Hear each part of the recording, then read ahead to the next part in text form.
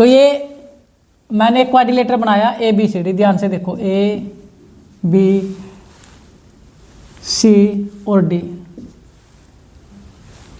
ठीक है भाई। एक क्वाड्रिलेटर आप लोग देख रहे हो ए बी सी डी, तो यही है सर्कमस्क्राइबिंग सर्कल, सर्कमस्क्राइबिंग सर्कल। तो इसने बोला था opposite side of a quadrilateral, opposite side A quadrilateral. अब प्रूफ कर रहा हूं मैं जो ये पूछ रहा था। अब क्वेश्चन को मेरे साथ पढ़ते चलना। Prove that the opposite side of a quadrilateral supplementary angle at the centre of the circle, centre of the circle. Opposite जो साइड है, ए बी के अपोजिट क्या है sir, C D, A B के अपोजिट क्या C D, जो opposite side है ना, जो अपोजिट साइड है वो सेंटर पर सप्लीमेंट्री बनाती है, सेंटर पर क्या बनाती है, सप्लीमेंट्री। अगर इसका नाम ओ है तो एंगल ए ओ बी ये एंगल बनाएगी, ये साइड एंगल बनाएगी। अच्छा जी, इसके अपोजिट पर आओ, अरे क्या कर दिया मैंने,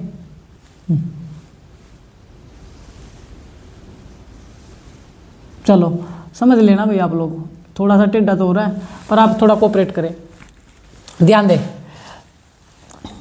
ए बी साइड से कौन सा एंगल बनाइए, और इसके अपोजिट सी डी है, सी डी से एंगल कौन सा बनाइए।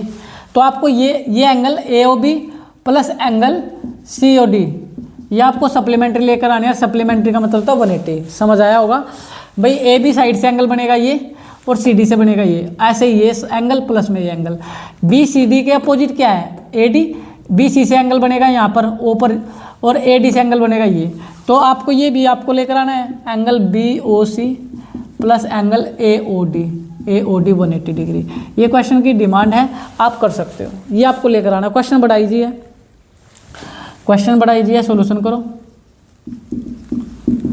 एक काम कर लो,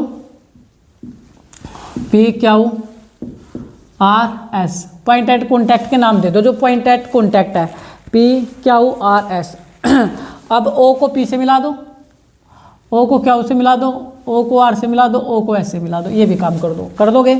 कंस्ट्रक्शन खुद ले लेना, कंस्ट्रक्शन लिख लेना, O join to P, O join to C, O join to R, O join to S, ये लिख लेना। मैं सॉल्यूशन कर रहा हूँ डायरेक्ट। अब नाम दे दो इनको, इस एंगल का नाम 1, इस एंगल का नाम 2, इस एंगल का नाम 3, ये एंगल 4, ये एंगल 5, ये एंगल 6, ये एंगल 7 और ये एंगल 8।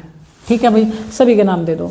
अब एक्चुअल में क्या होगा, एंगल 1 बराबर एंगल 8 आएगा। आप बताओ कैसे आया, एंगल 1 बराबर एंगल 8 क्यों आया।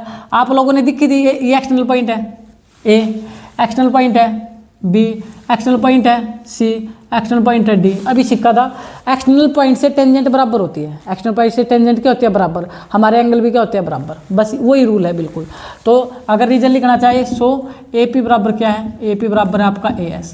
मेरी बात समझ आई क्या, ये बराबर क्यों है भाई, एक्सटर्नल पॉइंट से टेंजेंट इक्वल होती है, और इक्वल टेंजेंट के अपोजिट एंगल इक्वल होते हैं, ये प्रॉपर्टी होती है।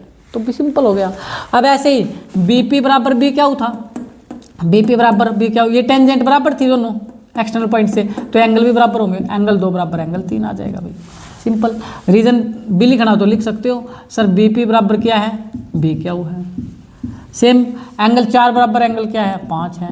Same as it is, angle 4 बराबर एंगल 5, एंगल 6 बराबर एंगल 7 है, एंगल 6 बराबर एंगल 7 है, ये लिख सकते हो। रीजन इसका भी लिखना चाहो तो लिख दो, सी आर बराबर क्या था, सी आर बराबर था आप लोगों का सी क्या, एज इट इज आपका डी आर बराबर था डी एस। इनके रीजन भी मैंने बता दिए। और अब आपको क्या काम करना है, सिंपली देखें यहाँ पर एंगल का सम हो रहा है, ऐड हो रहा है, तो आप भी एडिंग कर दो, adding all angle, adding all angles, adding all angle, सभी एंगल को जोड़ दो, एंगल 1, एंगल 2, एंगल 3, एंगल 4, 5, 6, 7, 8। अगर मैं सभी एंगल को जोड़ दूं तो कितना समय आएगा बताना भाई। अगर सर आप सभी एंगल को जोड़ दे, पूरा ये सारा चक्र मैंने जोड़ दिया, पूरा एंगल क्या होता है, कंप्लीमेंट्री एंगल कितने का होता है, 360। अरे पूरा एंगल तो आप जानते हो 360 का ही होता है, तो ये पूरे के सारे एंगल को अगर ऐड कर दूं तो ये 360 होता है। टोटली एंगल कितना होता है हमारे पास, 360 होता है। अच्छा जी, सर ऐड ही क्यों किया, क्योंकि ऐड था इसलिए मैंने ऐड कर दिया। दूसरी बात मैंने तुम्हें बताया था, अगर तुम 180 साबित करना चाहते हो तो 180 का डबल कितना हो, 360, तो 360 पर खेलना पड़ेगा, 360 पर ही खेलोगे ना, तभी तो 180 आएगा।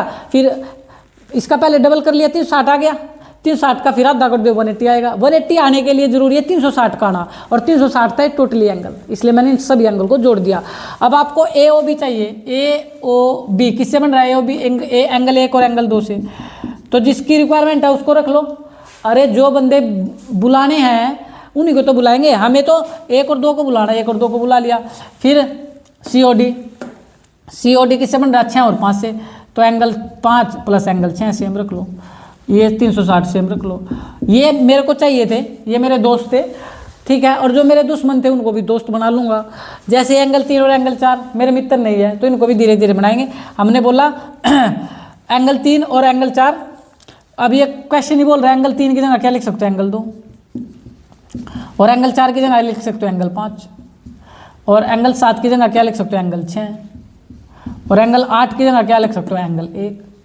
ठीक है भाई, इसलिए तो हम ये लेकर आए थे, इसलिए तो हमने इनको इक्वल किया था। अब मेरी बात समझ आई थी ना? जिसकी रिक्वायरमेंट थी, मैं एक एंगल 1 एंगल 2 चाहिए थे, 1 एंगल 2। तो देखो पूरे क्वेश्चन में वही देखने को मिलेगा, एंगल 1 एंगल 2 एंगल 5 एंगल, यही। अब क्या हुआ एंगल 1 और एंगल 1 कितने टाइम्स है? देखो एंगल 1 2 टाइम्स, 2 एंगल 1। ऐसे ये 2 टाइम्स मिलेंगे, ये भी 2 टाइम्स मिलेगा, 5 भी, और ये 6 भी 2 टाइम्स मिलेगा, बराबर 360। अच्छा एंगल 2 2 सारों में है तो 2 को कॉमन ले लो, ये बच गया angle 1 plus angle 2 plus angle 5 plus में एंगल 6, 360 डिग्री। मल्टीप्लाई का 2 डिवाइड हो जाएगा, जैसे डिवाइड होगा आप काटोगे 180 डिग्री आ जाएगा। कितना आ जाएगा? 180 डिग्री। और यही आपका आंसर है। अच्छा मैंने थोड़ी गड़बड़ कर दी। क्या गड़बड़ कर दी पता है आप लोगों को? क्या गलती कर दी मैंने? अभी इसको डिवाइड मत करो, अभी इसको डिवाइड मत करो, क्योंकि एंगल यहाँ पर 2 लिखा हुआ है ना, यही तो मल्टीप्लाई का 2 डिवाइड हो जाएगा। एंगल 1 और एंगल 2 क्या मिलाकर, एंगल 1 एंगल 2 से क्या बन रहा है? एंगल AOB प्लस एंगल 5 और 6 से क्या मिलकर बन रहा है? एंगल COD बराबर 360। और ये मल्टीप्लाई का डिवाइड में जाएगा, ये आएगा 180 डिग्री। भाई ऐसे करना, क्योंकि जब तक यहाँ 2 नजर आएगा तो ये डिवाइड में थोड़ी आएगा। अब ये 2 यहाँ नजर ही नहीं आ रहा तो कहाँ चल जाएगा? डिवाइड में। बच्चा जानता है मल्टीप्लाई क्या हो जाती है सर? डिवाइड हो जाती है। होपफुली ये क्वेश्चन समझ आया होगा आपको। तो मैंने इसकी सारे क्वेश्चन आपके सामने ले लिए भाई। थ्योरम आपकी इसकी रहती है, इसमें थ्योरम भी आती है, एक क्वेश्चन आ जाता है, एक थ्योरम आ जाता है। थ्योरम को मैं नेक्स्ट सेकंड पार्ट में लेकर आऊँगा। होपफुली आपको कैसी वीडियो लगी है? अगर आपको वीडियो अच्छी लगी है तो इसको जरूर आप लोग लाइक शेयर सब्सक्राइब कर लेना। चले, जय हिंद जय भारत।